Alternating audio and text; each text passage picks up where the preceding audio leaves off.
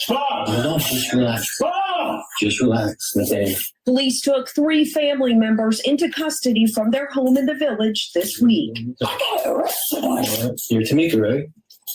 Ow! Just turn around for me, okay? I'm trying to ask how. When DHS notified officers, an intellectually disabled 18-year-old gave birth. Authorities could not determine who fathered the child. The teen... July 2024. The Village, Oklahoma. A teenage girl lies in a hospital bed, confused, terrified, holding a baby she never should have had. Nurses ask a simple question. Who is the father? She hesitates. Then she says something that stops the entire room cold. Minutes later, police are called. A DNA test is ordered. And when the results come back, what they uncover is something so disturbing, so vile, that even seasoned investigators are shaken. This wasn't an accident. This wasn't a mistake. This was years of silence, a house full of secrets, and a family that did nothing to stop it.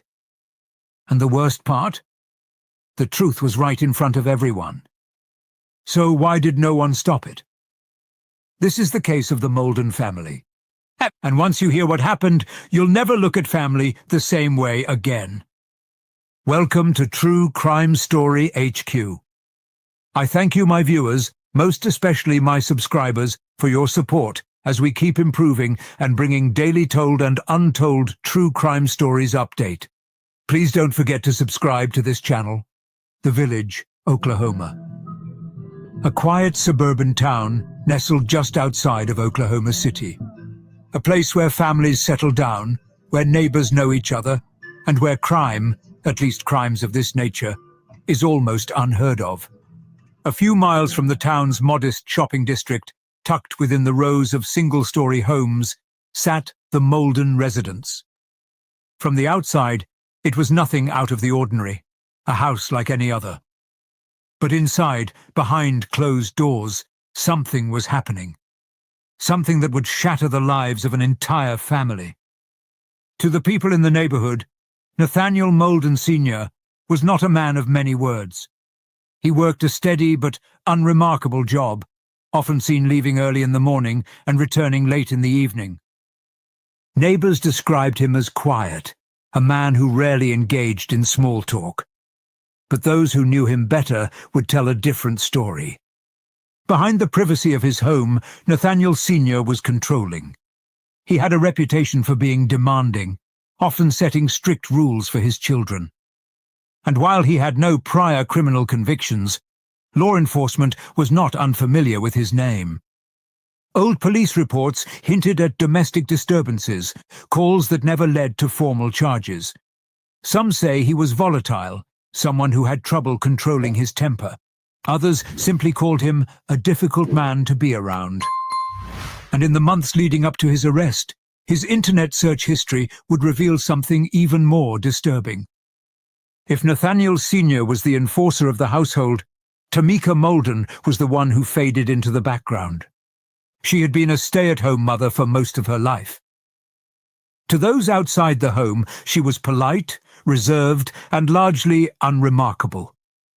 But friends described her as passive, a woman who never challenged her husband's decisions, a woman who let things happen around her rather than stepping in to stop them. When police later asked her if she had been aware of what was happening between her children, her response was hesitation. She didn't deny it outright. She didn't confirm it either. But silence in cases like this speaks volumes. Then there was Nathaniel Molden Jr., the 19-year-old high school dropout whose name is now synonymous with one of the most disturbing crimes in Oklahoma history. Those who knew him described two different versions of Nathaniel Jr. To teachers, he was someone who never put in the effort, never showed ambition. A student who barely attended classes before eventually dropping out altogether. To former classmates, he was something else. Strange, manipulative. Someone who always had a way of getting what he wanted, even if it meant bending the truth to his advantage. At home, He was the oldest child, the one who should have looked after his younger sister. Instead, he preyed on her. For 2 years, he took advantage of someone who couldn't fight back, someone who lacked the ability to fully understand what was happening to her. And that brings us to her, the young woman at the center of this tragedy. For privacy reasons, her name will not be shared, but her story deserves to be told. She was 18 years old when she gave birth, but in many ways, she was much younger than that.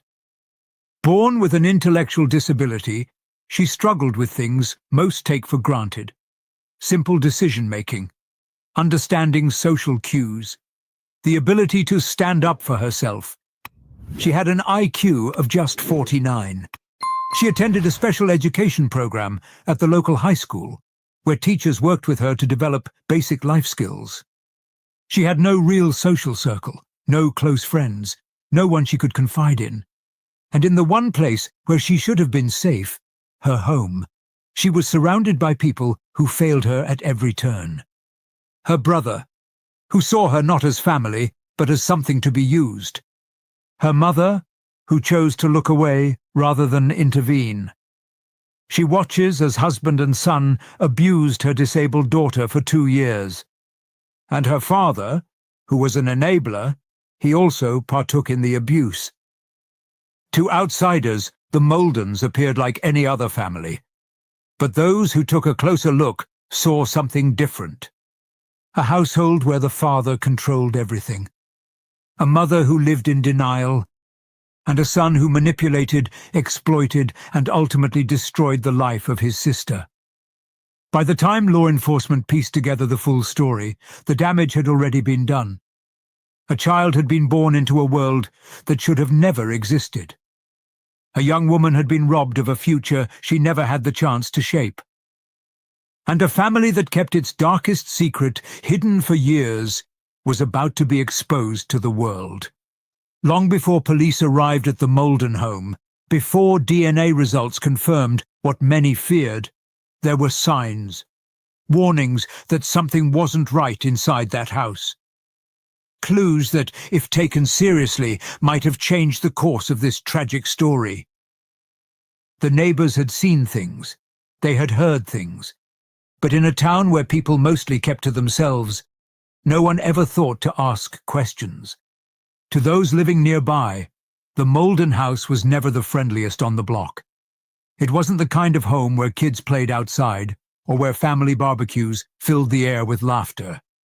It was quiet, closed off. And at night, when the world outside fell still, the walls of that house told a different story. Some nights, the sound of raised voices would echo down the street, shouting, arguments, things being slammed. One neighbor recalled hearing screaming, not from anger, but something else, something that felt different, unsettling. Another remembered how Nathaniel Jr. always seemed to be hovering around his sister, watching her, speaking to her in a way that felt unnatural. People noticed these things, but no one ever reported them. And behind closed doors, the situation was growing worse. In 2018, a teacher at the victim's high school noticed something troubling. The young girl, quiet, withdrawn, but usually compliant, began to change. She became more anxious, more hesitant. There were times when she flinched at sudden movements, as if expecting something to happen.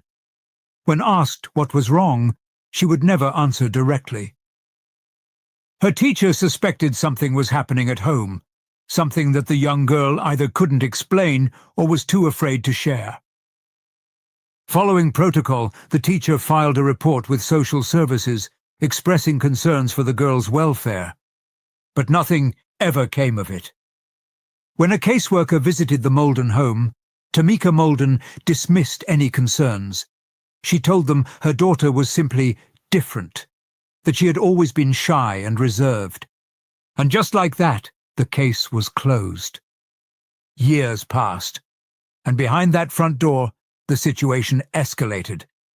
By the time police finally uncovered the truth, they learned something even more disturbing. Nathaniel Sr. and Tamika had known. They had caught their son with their daughter multiple times. Each time, their response was the same. They didn't call the police. They didn't seek counseling. They didn't move their son out of the home. Instead, they punished them both and expected it to stop. But it didn't. And when their daughter became pregnant, they were forced to make a choice. They could tell the truth, expose what had been happening under their roof. Or they could hide it, hoping that no one would ever ask the questions they didn't want to answer. They chose silence. But silence doesn't last forever. And soon, the truth they tried to bury would be exposed to the world. July 2024. A call is made to the Oklahoma Department of Human Services, DHS. An 18-year-old girl has just given birth at a local hospital in the Village, Oklahoma. At first, it seems like just another teenage pregnancy case, but it doesn't take long for the nurses to realize something is very wrong. The young mother sits in her hospital bed, holding her newborn. She looks lost, uncertain. A nurse gently asks, "Who is the father of your baby?" The girl pauses. Then she says the name of a boyfriend. It's a simple answer, too simple. Because when pressed for more details, she can't remember his last name. She can't remember where he lives. She can't describe how they met. The medical team notices the way she looks at her own mother, Tamika Molden, as if she's waiting for permission to speak. Something is off. The nurse asks again. This time the girl hesitates. Her eyes shift. Her breathing picks up. Then she whispers something under her breath. "It might be my father." The nurse doesn't wait. DHS is called immediately. Within the hour, caseworkers arrive at the hospital. They begin their assessment. They talk to the girl. She's hesitant, but the details slowly emerge. She doesn't understand what's happening. She doesn't know why she's here. She doesn't even fully grasp the concept of pregnancy. Her intellectual disability makes communication difficult. But one thing is clear. She is afraid, and her mother is covering something up. When questioned, Tamika Molden repeats what her daughter said earlier. It was a boyfriend, someone she met in the neighborhood. But when asked for details, she hesitates. She doesn't know the boy's name. She can't explain why she never mentioned a boyfriend before. She refuses to give investigators access to any messages or calls. The caseworkers don't believe her.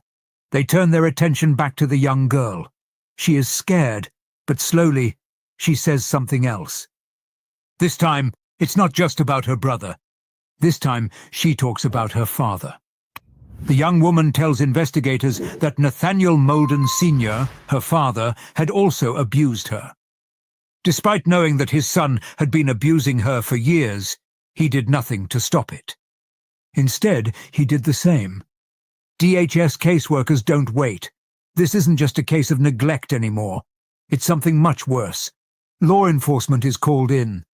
At first, it's just speculation. There's no proof yet. But police need answers. And there's only one way to get them. They obtain a court order for DNA testing. Samples are taken from the victim, the newborn baby, every male in the household. This test will confirm the truth. Days later, the results arrive from the Oklahoma State Bureau of Investigation, OSBI. The test results are clear. The father of the baby is not a boyfriend. The father of the baby is not Nathaniel Molden Sr. The father of this child is her own brother, Nathaniel Molden Jr. Law enforcement moves immediately. Arrest warrants are prepared. Because this case is no longer a question. It is a crime. And the people responsible are about to face justice. But the truth has finally caught up to them. And this time, there is no way out. Law enforcement arrives at the Molden home early in the morning. The street is quiet until officers knock on the door. Inside, chaos erupts. Nathaniel Molden Jr., still groggy, is woken up by his mother's panicked voice. Officers move in with purpose. "Nathaniel Molden Jr., you are under arrest." He freezes at first, eyes wide, breath unsteady. Then the panic sets in. "I didn't do nothing. I didn't do nothing." His voice cracks as he turns to his mother. "Mama, tell them." No, just relax. Just relax, Nathaniel. Police took 3 family members into custody from their home in the village this week. You're Tamika, right? Ow! Just turn around for me, okay? I'm trying to ask. But Tamika stays silent. As officers cuff him, his protests turn to pleading. "Please, please don't take me." But the officers already have the evidence they need. The DNA doesn't lie. At the Oklahoma County Sheriff's Office, Nathaniel Jr. is placed in a small interrogation room.